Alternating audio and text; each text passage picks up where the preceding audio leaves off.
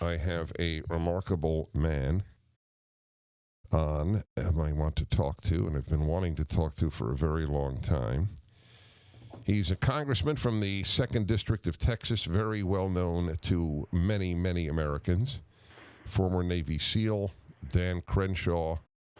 And Congressman, it is an honor to be with you. Oh, it's an honor to be with you, Dennis. I'm surprised this is the first time we've spoken. We really should have. We really should have done this earlier. I've been watching your videos for a very long time. Oh, very, very touched to hear that. If I may say, if some of you are not aware of the congressman solely by his name, he is the one with the eye patch. By the way, you may not know this, and then I want to get obviously to many things, including your book. The most famous man a generation ago with an eye patch was the Israeli defense minister, Moshe Dayan. Yeah. Yeah, as I'm sure you know. Well, this you won't know. So I was sent by Israel when I was 21 years old. I was sent to the Soviet Union because I knew Russian and Hebrew. So I was sent in to smuggle in religious items and smuggle out names of Jews who wanted to leave. I went for 4 weeks, and the way in which Jews would signal that they were a Jew to another Jew was to cover their eye.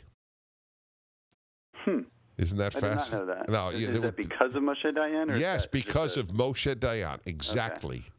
I was there right after the 6-Day War. So he was a huge hero. He was a reason for the renaissance of Soviet Jews. So just a little the power of the patch, if you will. Yeah, no, he's quite the figure. When I visited Israel, and had my eye patch on, I was there during Purim, so everybody was dressed up. And so it was unclear to people whether you were imitating really or whether that was just me. But there was a lot of, especially Israeli security guys. They would look at the patch and they would say, "No, that's not a costume. We can tell because it's specially fitted." And they were like, "That's real, isn't it?" So they know. Oh, that's so interesting. Yeah, and they're like, "Are you dressed up as Moshe Dayan?" I'm like, "Yeah, sure, I guess I am. Why not?" That's another great story. All right, Dan Crenshaw, you have a terrific book out, Fortitude, American Resilience in the Era of Outrage. What's your thesis? Well, this is a response to the petty outrage culture that has truly infected our nation. And much has been written about that outrage culture. Much has been written about the media and how terrible they've been, the emotional reactions that they elicit from people. I reference books like The Coddling of the American Mind by Jonathan Haidt quite a bit in my book. So there's a lot of really good literature on the problem. And, of course, I identify the problem. But mostly this book is a solution, and every chapter is a lesson in mental resilience. And those lessons are derived from my experience in combat, from the SEAL team. So you will learn a lot about me in this book, but it's not an autobiography. You'll learn about perspective from darkness, which is the name of a chapter, and what it's like to gain perspective, to literally live in darkness, in my case, and how that builds mental resilience and stops outrage.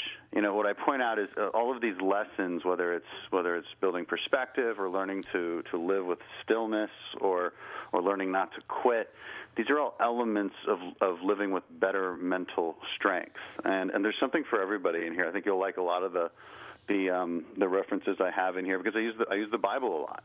As a reference to what it means to live with duty, what it means to live with purpose. The Bible talks about suffering and actually the importance of running to hardship as opposed to running away from it. And a lot of these lessons are really applicable to today. Again, I wrote it in response to petty outrage culture, but it's perfectly applicable to real challenges that we're facing now. The book is mostly about challenges that aren't real, that are still mentally devastating to weaker people. But now we have a real challenge, and it's a better time than ever to do away with all the pettiness and actually be strong and remember what that American spirit is of strength and resilience. Compared to now, the bringing of a conservative speaker to campus and creating a safe space seems a bit trivial, doesn't it? Yeah, it really does. And you know what coronavirus will do for America? It will give us perspective. Because I really hope that when students go back to college next fall, that microaggressions will will seem laughable to them. I mean, they better. And if they don't, then we've learned nothing, and that would be a shame. That is exactly right. How do you explain the petty anger, as you call it? Well, I don't try to too much. Again, better books have been written about that. If you want to understand where the petty anger comes from, read Jonathan Haidt's book, The Coddling of the American Mind. A fascinating book. The Righteous Mind, written by Jonathan Haidt, I think should be read by every conservative. But what he finds is that there's this culture of safetyism that is manifested, where students have come to believe that words can actually harm them. And that's a new thing, and part of that is helicopter parenting. Part of that is just the quite literal coddling by administrators. So when students have bad ideas, well, administrators and teachers and parents used to squash those bad ideas and say, "Hey, stop it! That's not how you're supposed to think. You're supposed to. This is the right way to view this." And that's okay. You're supposed to. You're supposed to be a parent and an adult and do that. But we stopped doing that, and instead said, "Hey, if you feel this way, it must be right. If you feel this way, you should live your truth." But that's not correct. You're not supposed to do that. And so Jonathan Haidt talks about the great untruths that have occurred, and that's one of them. Like that your feelings are correct all the time. And that's just objectively not true. So that's a few reasons why we're here. I'd like to point out another thing, which I think is interesting, about why our current progressive left is. And you may disagree with this because you've been around longer than me, but I think our current progressive left is different from the old guard of the progressive left. And I explain it this way. I have this feeling that there was this sort of kind of fakeness to the old progressives, where they spoke in revolutionary terms, they made big promises, but deep down they knew that conservatives would always buttress them, that deep down that conservatives would always say, "No way, we're not doing that," and then the progressives could be like, "Well, at least we wanted to do the big stuff," even though they knew deep down it wouldn't work. They knew it was unsustainable. They knew the second, third order consequences were too severe, and they allowed conservatives to buttress their worst instincts.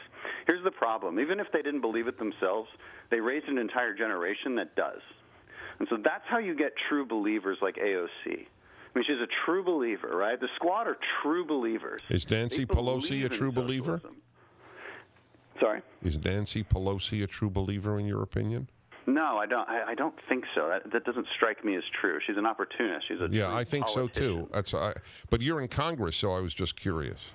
Well, I don't know. I don't get to speak with her personally. You'd really have to ask somebody like Kevin McCarthy, who's, God bless him, he's doing that every day.